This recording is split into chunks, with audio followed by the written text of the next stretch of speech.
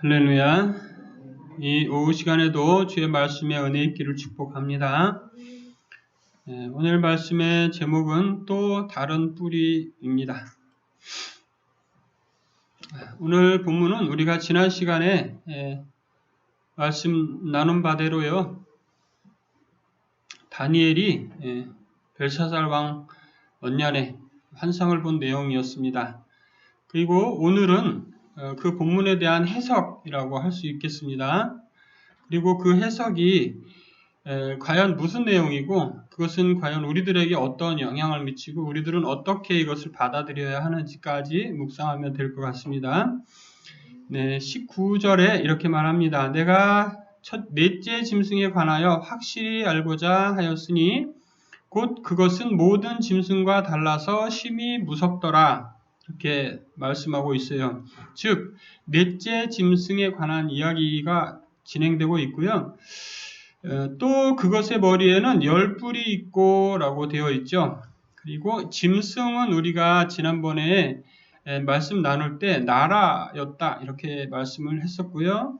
그리고 여기 오늘 본문에 보면 10뿔이 나오는데 이 10뿔이 뒤에 해석해주는 사람의 말에 의하면 열왕이다 이렇게 말 수 있고 또 다른 뿔이 나왔다. 그리고 그 또 다른 뿔이 나와서 새 뿔이 그 앞에서 빠졌고 뭐 이런 내용들이 쭉 있는데 뿔은 왕을 이야기한다고 볼 수 있겠고요. 그러니까 그 시대를 이끌어가는 어떤 나라의 지도자 같은 사람들이겠죠. 네, 그래서 이 부분이 많은 사람들이 해석하는 방식이 달라질 수 있는 부분입니다.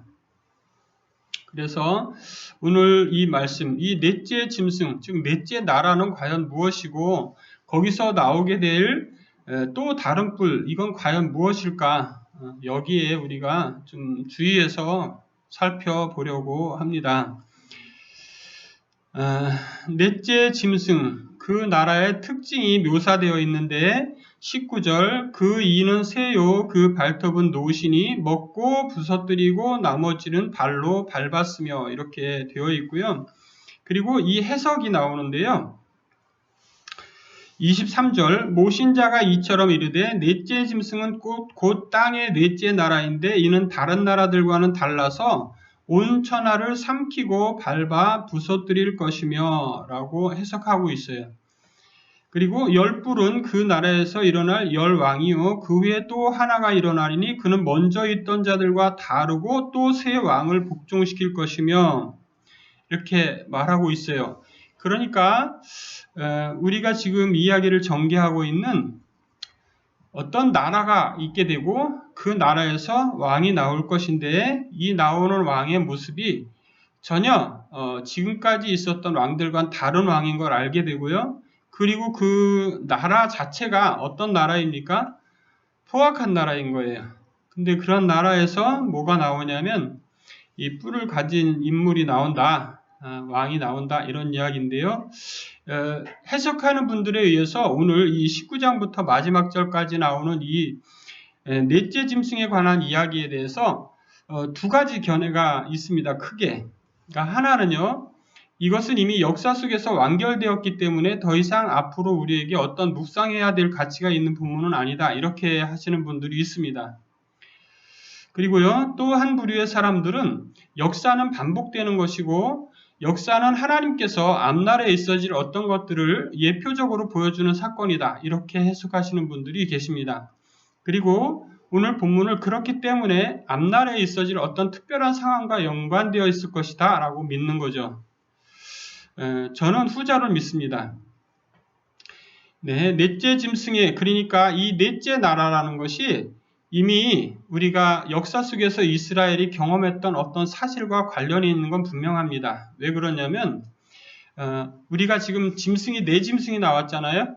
근데 그 네 짐승에 대해서 바벨론부터 시작해서 바벨론, 메데바사, 헬라, 로마 이렇게 우리가 묵상했습니다. 그 네 개의 나라, 네 번째 나라에서 있었던 것이니까 오늘 본문에는 분명히 로마나 헬라와 관계 있는 것일 거예요. 그리고 그 나라들은 반드시 어떻게 할 거예요?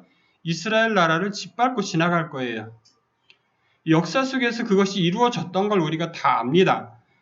그래서 그것이 분명히 어떤 분들은 이미 이루어졌기 때문에 이것은 다니엘이 봤을 때는 앞으로 어느 시점에서 이루어질 일이지만 우리 시대에는 이미 완결된 것이다 이렇게 보는 분들이 있을 수 있는 겁니다. 그분들이 딱히 잘못됐다 이런 것보다도요, 그거보다는 더 앞으로 동일하게 어떤 상황이 일어날 것을 예표적으로 보여준 사건이다 이렇게 보는 게 더 성경적이라고 믿습니다. 오늘 이 부분을 그렇게 보는 또 다른 이유가 있어요. 왜냐하면 이 뿔에 대한 설명이 우리를 더 이 말씀을 앞으로 어떤 상황이 일어날과 굉장히 연관짓게 만듭니다. 자, 21절 내가 본즉 이 뿔이 성도들과 더불어 싸워 그들에게 이겼더니 라고 되어 있죠. 자, 이 부분까지 하면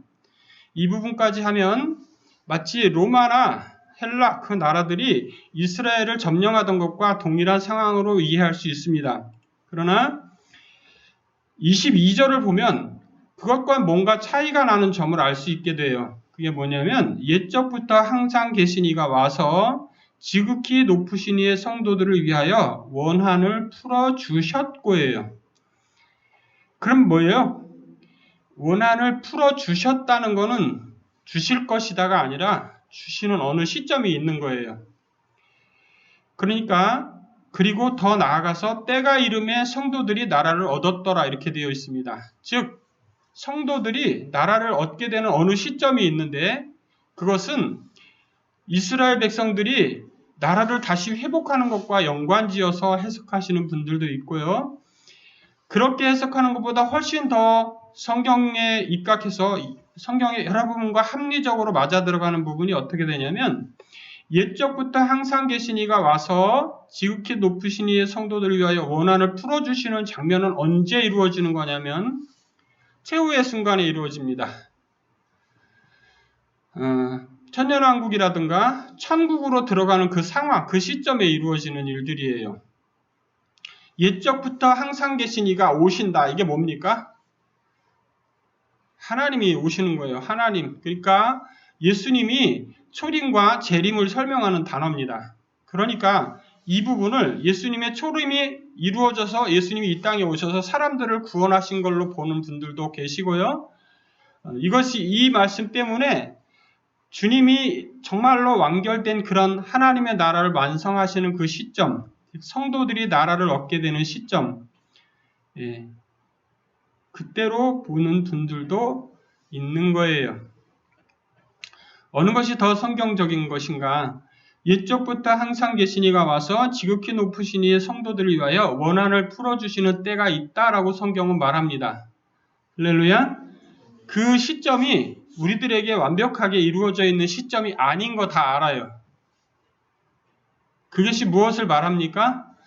완벽하게 이루어진 어느 시점이 있을 것이고 그 시점이 있기 전에 또 반드시 어떤 일이 있을 것이라는 뜻입니까? 이 또 다른 뿔의 역사가 있을 거라는 이야기를 하고 있는 거죠. 네. 이 모신자가 해석해주는 이 장면이 바로 우리가 그것을 좀 더 자세하게 이해할 수 있는 그런 부분인 거예요. 자, 25절. 그가 장차 지극히 높으신 이를 말로 대적하며. 자, 어떤 존재? 또 다른 뿔, 그 뿔을 가진 존재는 어떤 일을 할 것이냐를 잘 보여주고 있습니다. 자, 25절 첫째, 장차 지극히 높으신 이를 말로 대적할 것이다. 이렇게 하고 있습니다. 자, 지금 온 세상에 돌아가는 모든 것들을 바라보면요. 하나님을 높이는 말들보다 하나님의 높이는 편에 서 있는 말들보다 그렇지 않은 말들이 훨씬 많이 나오고 있습니다.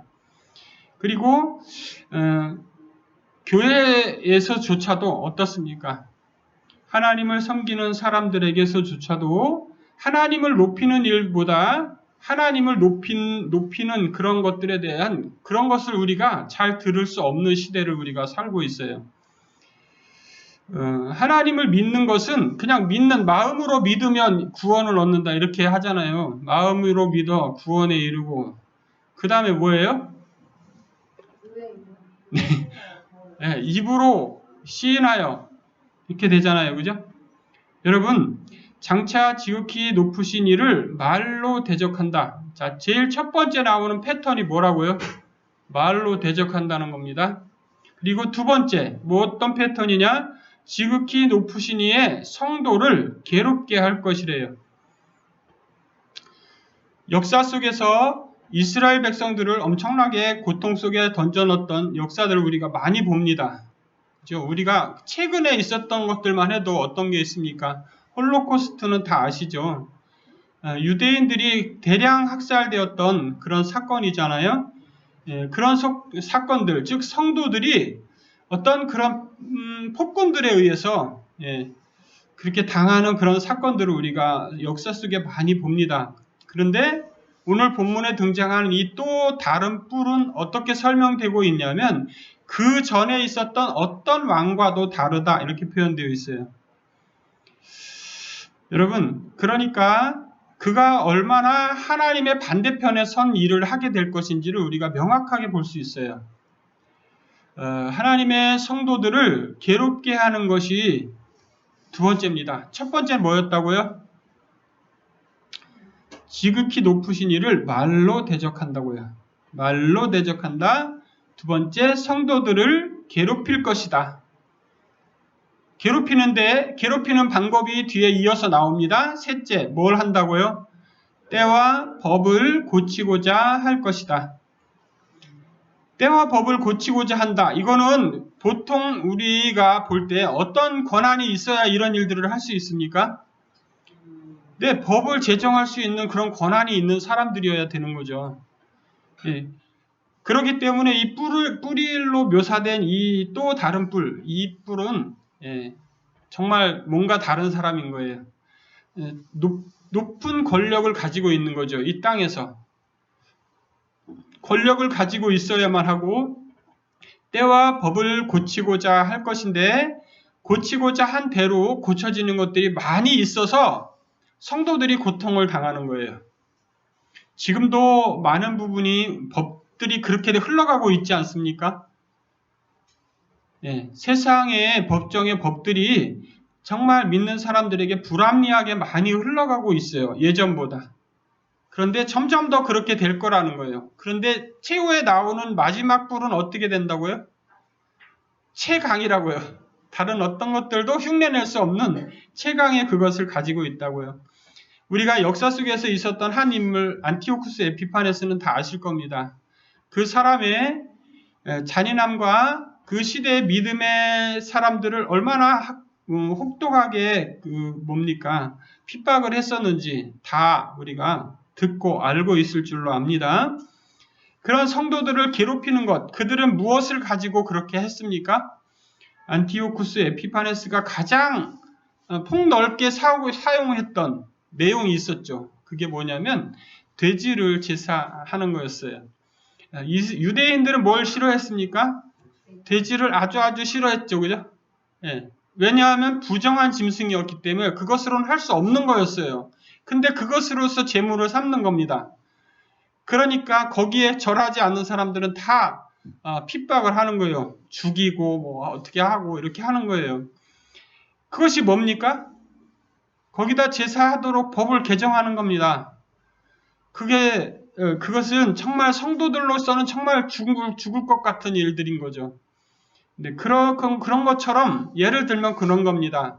그런 것처럼 어느 시점에 있어질 것.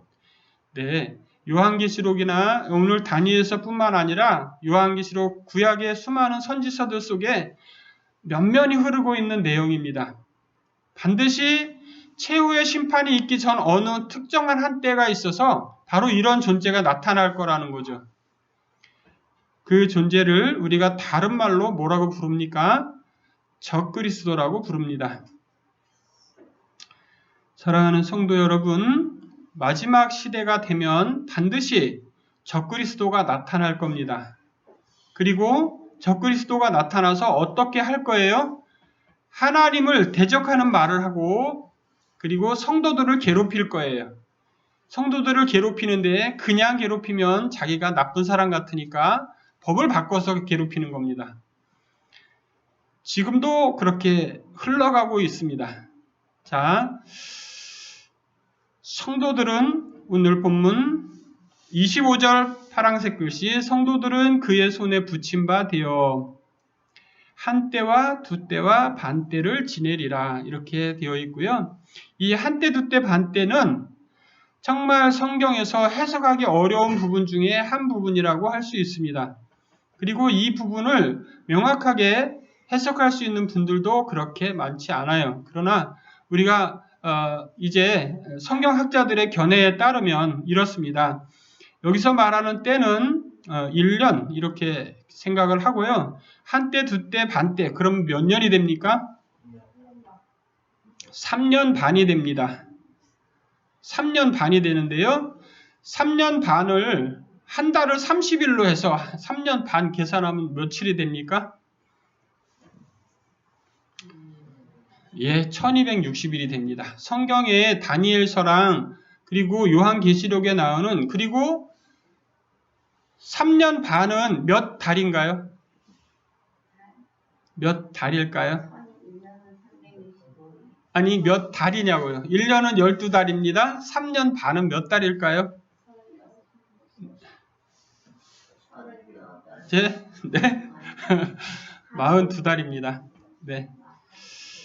네, 36에다 6 더하면 40입니다. 네, 42달입니다. 성경에는요, 이렇게 날짜로 표시되어 있는 것들이 꽤 있는데요.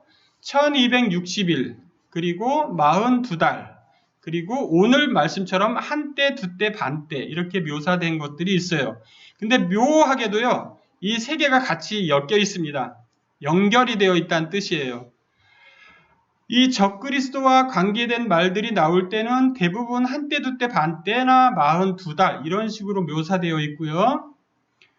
성도들을 구원하는 성도들과 관계된 그런 맥락, 그런 본문에서는 1260일로 나와요.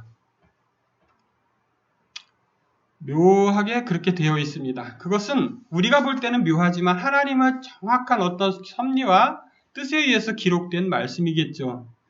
그러므로 우리가 알 수 있는 건 이렇습니다. 한때, 두때, 반때가 명확히 42달이다. 다른 성경과 연결해서 이 본문을 42달이라고 말하기는 좀 그렇지만 어느 정도 신빙성이 있는 말씀이다. 그리고 이것을 42달로 이해할 때 훨씬 더 잘 받아들일 수가 있습니다. 그리고 적그리스도에 대한 설명, 그가 와서 이 땅에서 할 것을 사실을 요한계시록에서는 42달 동안 짓밟으리라 이렇게 기록하고 있어요.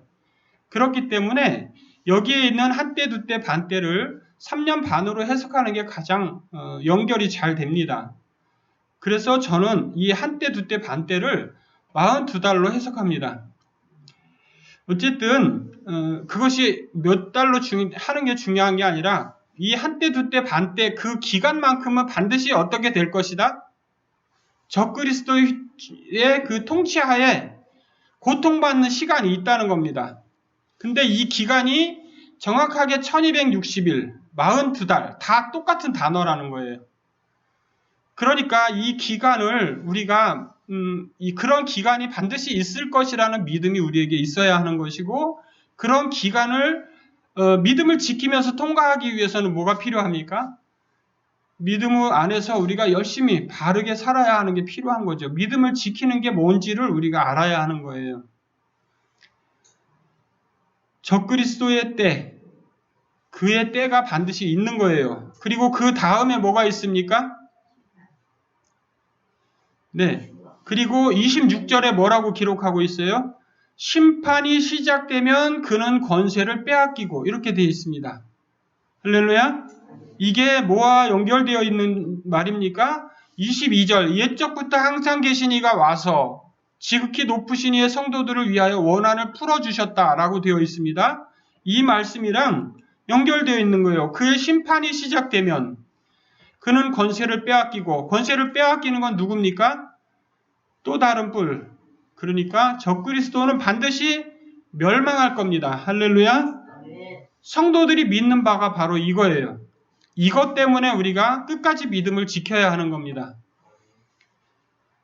자, 나라와 권세와 온 천하 나라들의 위세가 지극히 높으신 이의 거룩한 백성에게 붙임 바 되리니 그의 나라는 영원한 나라이라. 할렐루야.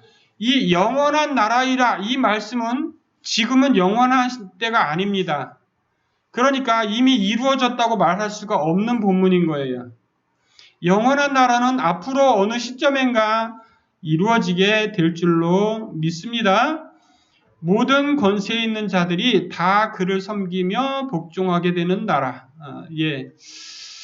천년왕국 또는 천국이라고 보는 것이 가장 성경적이라고 믿습니다. 네, 이러한 시점, 오늘 적그리스도에 대해서 적그리스도가 어떤 존재일지에 대해서 우리가 말씀을 나눴는데요. 반드시 역사의 어느 시점에선가 그는 나타나게 될 거예요. 어떤 시대든지 그것이 이러한 모습을 가진 사람들이, 가진 왕들이 나타나서 이스라엘을 엄청나게 못살게 굴었던 그런 모습들을 봅니다. 자, 적그리스도가 나타나서 그가 하게 될 가장 큰 특징적인 모습들을 우리가 알고 있어야 돼요. 그 모습을 정확히 아는 것이 정말 그가 나타났을 때 이가 적그리스도야 라고 말할 수 있는 그런 것들이 있는 거예요. 자, 21절 명확하게 이해해야 됩니다. 이 뿔이 성도들과 싸워서 그들에게 이겼다. 즉 성도들과 싸워서 이기게 되는 그런 존재가 반드시 나타나게 될 것이라는 거고요. 그리고 그는 어떤 존재이다? 또 열뿔에 있는 그 속에서 나오는데 세 뿔을 무너뜨리는 존재여야 되는 거예요. 정리해드리는 겁니다. 적그리스도에 대해서 우리가 명확하게 알고 있어야 되는 거예요. 그리고 이 적그리스도는 반드시 어떻게 하는 존재여야 하냐면 지극히 높으신 이를 말로 대적하는 존재여야 하고요. 그리고 네 번째, 지극히 높으신 이의 성도들을 이제 싸워서 이겼으니까 어떻게 할 거예요? 그를 못살게 굴겠죠. 네, 그렇게 할 겁니다. 그리고 때와 법을 변개할 것이고 그렇게 되는 때를 하나님이 얼마만큼의 기간을 정하셨다? 한때, 두때, 반때로 정하셨다. 근데 한때, 두때, 반때는 학자들에 의하면 대부분이 42개월을 지지하고 그리고 그것은 다른 요한계시록이나 이런 데 보면 42개월 또는 42달 또는 1260일로 묘사되어 있다. 이렇게 말씀드릴 수 있겠습니다. 어쨌든 우리가 바라고 우리가 섬기는 그 하나님이 반드시 오셔서 우리가 그 성도들이 당한 모든 환난과 고통에 대한 것들을 반드시 갚아주시는 날이 온다. 그리고 그분이 오셔서 어떻게 할 것이다? 영원한 나라로 인도하실 거라는 겁니다.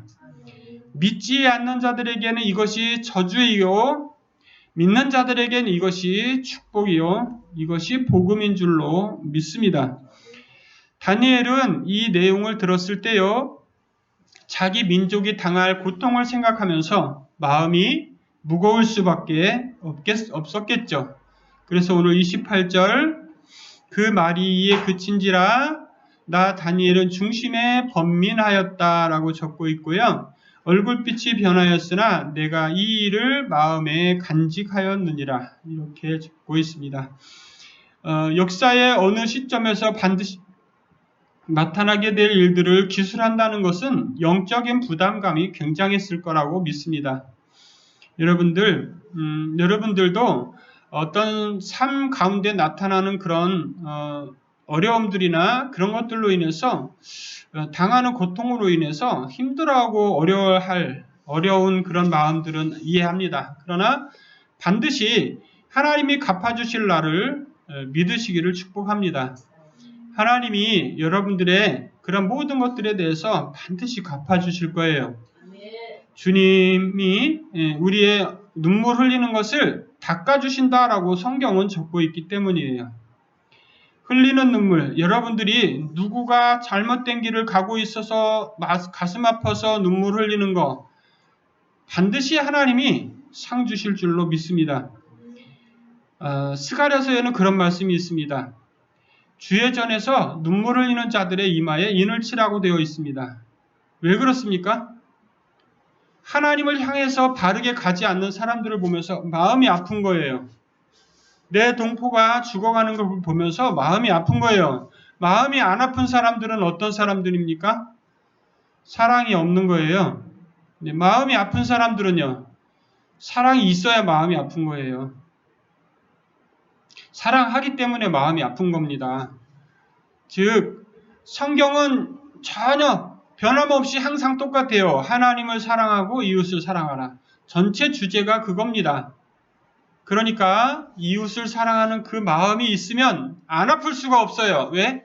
뭘 하는 걸 보면, 믿음의 생활을 제대로 하지 않는 걸 보면 마음이 아플 수밖에 없고, 나라가 그렇게 흘러가는 걸 보면 마음이 아플 수밖에 없어야 돼요. 사랑하는 성도 여러분, 하나님은 반드시 갚아주실 줄로 믿습니다. 그러므로 정말로 여러분들이 아파하는 거 하나님 다 아십니다. 하나님의 위로가 여러분들 가운데 충만하게 임하실 줄로 믿습니다. 또 한 주간 믿음 안에 승리하시기를 주의 이름으로 축복합니다. 기도하겠습니다. 거룩하신 주님, 우리들이 살아가는 시대는 많은 어려움들이 있습니다. 그러나 이 적그리스도의 시대만 하겠습니까? 우리들의 시대에 참 믿음을 잘 지켜서 승리하는 그리스도인 될 수 있도록 주님 역사하여 주옵소서. 주님의 도우심이 없이는 불가능한 일인 줄로 믿습니다. 하나님의 손길이 오늘도 내일도 모레도 영원한 그날까지 우리는 필요합니다. 하나님의 손길이 또 한 주간 함께하여 주시기를 간절히 소원하옵고 예수님의 이름으로 기도합니다. 아멘.